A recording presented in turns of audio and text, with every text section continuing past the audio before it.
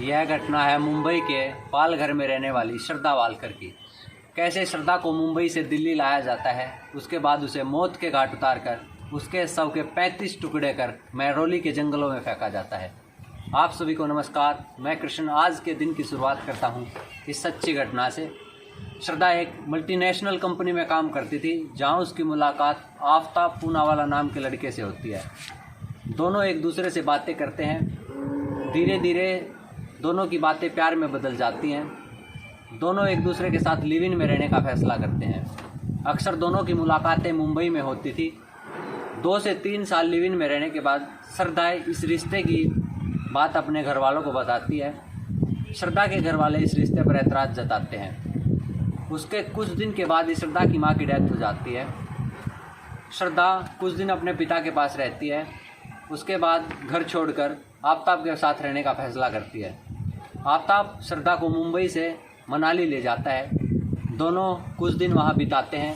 उसके बाद आफ्ताब उसे मनाली से दिल्ली के छतरपुर इलाके में किराए के फ्लैट पर ले आता है। दोनों वहाँ 8 से 10 दिन बिताते हैं। श्रद्धा शादी की बात रखती है। आफ्ताब शादी से साफ इनकार कर देता है। दोनों के बीच में झगड़ा हो जाता है। झगड़ा कोई पहली बार नहीं था। इस तरह के झगड़े दोनों के बीच अक्सर शादी को लेकर होते रहते थे। उस दिन भी कुछ ऐसा ही हुआ। श्रद्धा अपनी जिद पर अड़ जाती है। आफ्ताब को ये बात पसंद नहीं आती। उसका गला रेत कर उसे मौत के घाट उतार देता है। उसके लिए मुसीबत तब पैदा होती है जब शव को ठिकाने लगाने की बारी आती है। दिल्ली जैसे बड़े शहर में शव को ठिकाने लगाना सबसे मुश्किल काम था। आफ्ताब पूरी रात शव के पास बैठा रहता है और इंटरनेट पर शव को ठिकाने लगाने के तरीके खोजता है। वह एक हॉलीवुड की वेब सीरीज़ भी देखता है। दरअसल उसने शेफ की 2 सप्ताह की ट्रेनिंग भी ले रखी थी। ट्रेनिंग के दौरान उसे मांस काटने का प्रशिक्षण दिया गया था। आफ्ताब को मांस काटना और उसे कैसे सुरक्षित रखना इस बारे में पूरी जानकारी थी। अगली सुबह आफ्ताब मार्केट से एक डबल डोर फ्रिज और एक मिनी आरी लेकर आता है और वापस आकर शव के टुकड़े करना शुरू कर देता है। शव के टुकड़े कर उनको फ्रिज में डाल देता है। फिर हर रोज़ शव के 1 से 2 टुकड़े पॉलीथीन बैग में पैक करता है और पास के स्थित महरौली जंगलों में फेंक आता है। ऐसा वह लगातार 18 दिन तक करता है।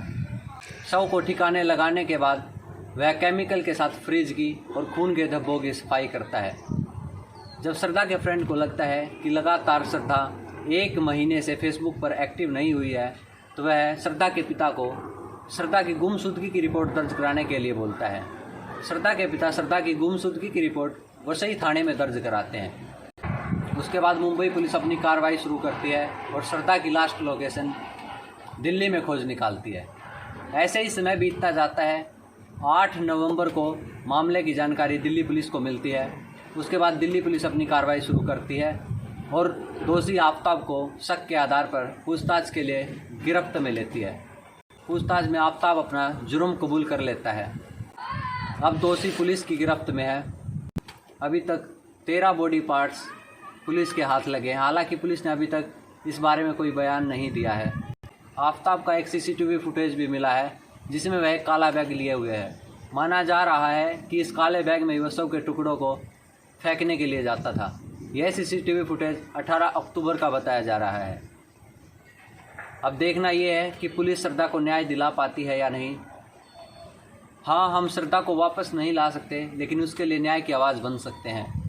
आप सबसे भी मेरा यही निवेदन है कि श्रद्धा के लिए न्याय की आवाज़ बने। कुछ लोग इस घटना को लव जिहाद से जोड़कर देख रहे हैं। आपकी क्या राय है, कमेंट सेक्शन में ज़रूर बताएं। ऐसी ही सच्ची घटनाएं आपके समक्ष लाता रहूँगा। धन्यवाद।